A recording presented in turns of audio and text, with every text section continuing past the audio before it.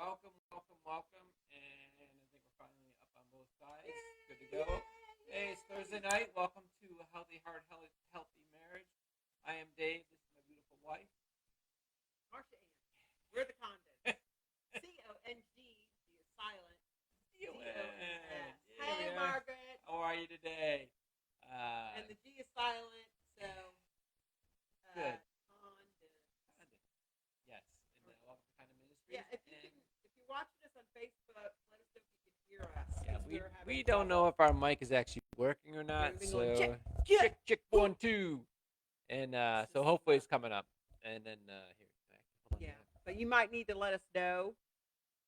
I know you can hear us on Instagram, but Might be time to invest into a new mic. So this is a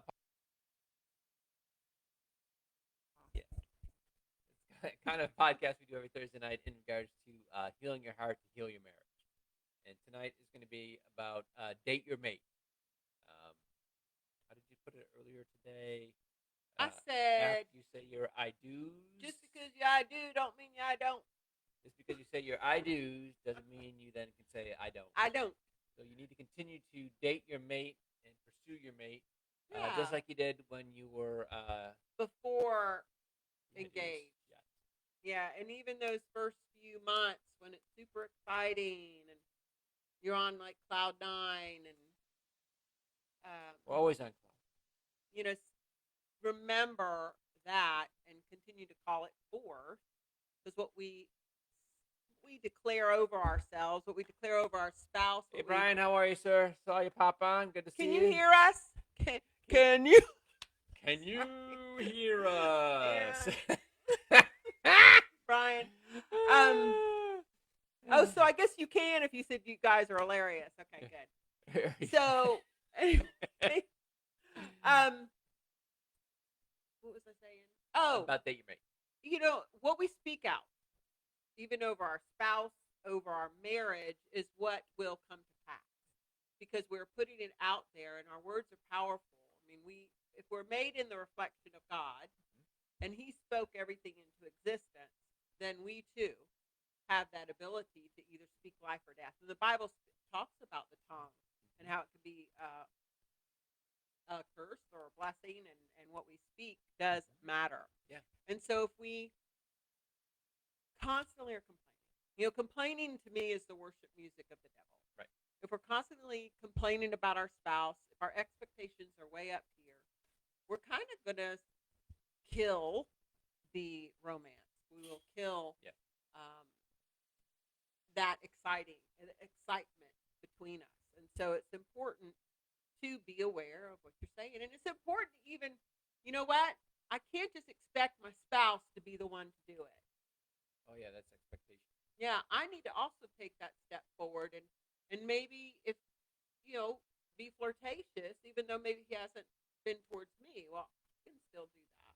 Yes, you can. I can flirt. I can tease. I can do the things that you did say in those first dating, the when you were first dating and first getting all googly eyed. And who is it that says that, okay, that has to stop? Right. Why? Can anyone answer that question? Why does it need to stop? It doesn't. Who was the one that said, you know what, that all stops after you get married or after you have kids? Well, Stop. I'm going to say a lot of it is that you get drawn into the responsibilities of the marriage and your responsibilities as a husband to provide. That kind of weighs on us, and that's us then taking that and placing that above. Well, what if the woman makes a good living and the husband doesn't just be the one that has? What if the woman? You're asking the question. No. See that. And the question is we then we're going to go back to week 3 where we're not putting God. You're talking about the balance. So you're not changing. So yes. So we put other things above that, and what we're trying to say here is you don't want to put other things above your God or above your spouse. You don't want to put work above your spouse. Or golf or the finances or anything. Right. Yeah. Yeah. So what we're saying is you still need to continue to date your mate to keep things fresh and keep the connection. And whether we have Like for us, it's sometimes it's going out to dinner and then We bring these along. I don't know if it's probably Pull it. reading backwards, but Yeah. it's connection cards. Connection And cards. it's just questions that you Deeper connection. pull out, and it's a question that's asked. Like this one here is, what is something you really feel grateful for? And then you both take time. Really? Where's the? I said what? something you feel grateful for, but I said really grateful. So I changed it a bit, but that's okay.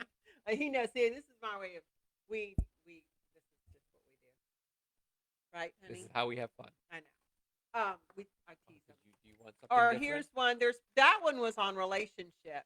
No. But what are you grateful for? Since you pulled that one up, what is something that you feel grateful for? I feel grateful for our relationship. Well, that'll win some brownie points. Yeah. And the prize is mine's what is the closest you've ever felt to me? So see, those are, and that was really that was good for us because we recognized some things that we had in common we didn't realize we did from our childhood. What was that? What did that say? What is the closest you've ever felt to me? Right now, we are closely 2 peas in a pod. No, that's a good question. It is, and it's a good question. That's a challenging one because you got to then think about it. When did I feel closest to you? Because Dave and I didn't have any children together or anything like that, so we came later. That's a really good. That's a great question. Do you have an answer for that?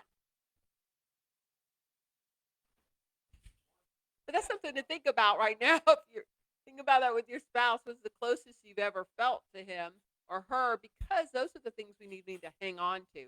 Those are those cards we need to pull up in our brain. You know, it comes up really quick and be like, oh wait, you know what? I remember when I felt this close and whatever that meant to my husband. I'm going to pull, or my wife, I'm going to pull that up instead of pulling up a card of resentment or a card of rejection or a card of blame and shame, card of anger. You know, I'm like, oh no, wait, let me pull that memory up, so I can remember a good experience that I can then call forth. When would be the time we felt closest to each other? Oh, there's sometimes, we're gonna keep this rated PG. So. Stop it! Men, you know, that's right where they go. Well, and I know that's not, you're pulling, that was a card we did not state to pull. Huh? I just was talking about pulling cards out that are not, you know, that when you feel closest that you could pull up later and instead of pulling rejection cards. So what would be a time that you would, where you feel closest? When we emotionally. Gotta be specific. I think sometimes when we have our time together, we talk, we sit and chat. You know, I have to say that the last time I felt really closest to you, didn't say last time, but that was that time when we were at Good Eats and we were going over these cards. Yeah. And it really was. It was like, wow, I didn't know that about you. There were some things. It was reconnection time. Yeah, it was. And I was like, I never knew, you know, because it asks these questions that you wouldn't normally ask. Even about childhood memories or favorite place you visited with your family. And so sometimes you don't talk about this. And also, if it's a question, you know what, it's not a good question, you toss it aside. Yeah, you don't have to answer. Pass. But these are just things to help you in regards to connection and dating your mate. And you can, you know, put things that you would like to do. I'm a big one. Let's do a vision board. And things that you envision and goals. And so some of those things could be like, say, what do we want to do together that's fun? Right. And what does that look like? And put those in a box and you pull one of those out. And just be like, okay, hey, we're going to go kayaking this weekend. Or, hey, we're going to go ahead and try a different restaurant. Or whatever. Go to the movies. Right. But just something that keep it alive and add some spice to it. Outside of the bedroom, this is what we're talking about, dating, where that you're staying connected and you're learning and you're growing and you're keeping that alive. And the flirting I find is so important. Like, why do we even stop? We do. We can tend to stop that. You know, that's a good question. So why did you stop flirting? Or why do women mean, really, that's a great question to ask. I think somewhere in my mind it was one. Okay, and I know I don't always want to blame my parents because that's Yeah. I can't always stay there Right. and be. Yes, I can stay there, but I don't want to There's stay no there. advancement. I'm not going to grow if I stay there. Right. So yes, I did not see that demonstrated to me between a husband and wife growing up, but that does not mean that I have to then replicate what I saw Mm. my parents do. Mhm. So, Yeah. um, yeah, so I could blame them, which would be really easy. And I have to say, there's just a part of me that just like once you got married, then you're married, and then you don't have to flirt anymore. Yeah. And speaking of blame, next week's gonna be on shame and blame. That's next week's video. So Yes, that's it a is. shameless plug for next week. But right, and that's part of what it is that we sometimes can take responsibility for something else and ignore what we really need to continue to do, and that is to continue to date your mate. Right. And So flirt and be and have fun and be spontaneous. And this, I'm going to pull this in here. Know your love language of your spouse, and that does not mean you show them that your love language. You show them their love language. People get sometimes confused with that, and so say Dave's love language is he won't admit to it being service, but he demonstrates with service. my biggest love language is affirmation. It is, but I know how to speak acts of service, so I speak acts of service well.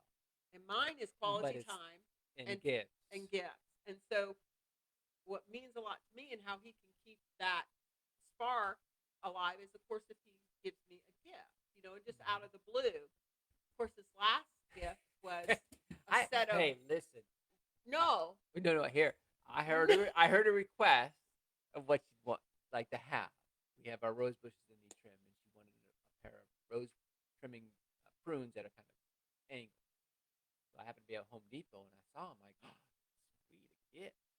Yeah, not the gift she's talking about. She's singing bling, like jewelry bling. No. I don't need bling.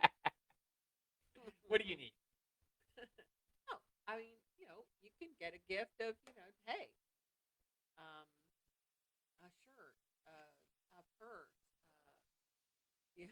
I'm making notes here. Shirt and a purse, not rose clippers. Rose clippers. Even though they were in a box with a bow. Because this is what I saw. Oh yeah, a UPS box with black tape and a blue bow, but it was prime. I was like, babe, it was the thought that counts. But it was funny too. I Yes. joke. I'm like, And there it is. Rose bush clippers. They're nice, actually, really work. They are nice. But my mind's thinking, okay, now I got to trim the rose bushes, and I'm gonna get thorn pricks. Oh goodness, crazy. All right, we are coming close to time. I know we try to keep it under about 15 minutes because that's all people only listen to about a minute anyway. But it's all good. Hey, Denise, guys. Hey, how are you? So welcome, and so thank you for tuning in and listening to us talk and share. So if you got any comments, post a comment. Hopefully the microphone was working, and just when seeing us doing this. Yeah, like us on, do the Follow little bell us. on Whatever Instagram, those not things Instagram, YouTube. Yeah. And Facebook and share, especially with couples, that are struggling. This isn't our first rodeo, so we really feel the Lord's taking us down a pathway where we're going to help people that are in maybe their second or numerous marriage get healed so that you don't repeat what you didn't repair. Because unfortunately, that's what you wind up doing. So that's why it's healthy marriage, but there's an emphasis on heal. Heal the heart, and you'll heal the marriage. Don't necessarily think that if you leave that marriage, you'll then heal. Right. No, you'll just attract you again, and then you'll wind up going through the Same whole process. cycle. Cycle. Rinse and repeat. So, and we're about not doing that. We're about Yeah. breaking the cycle, getting yourself healed, and being whole and healthy. Yes, so that That's you what it's can about. fully experience an amazing marriage that God created in perfect. All right. I hear the dogs dragging stuff around the house, so it is actually Our time for kids. us to go. So, thank you all. Love you guys. Thank Peace you. and grace God to you. bless. Bye. Bye.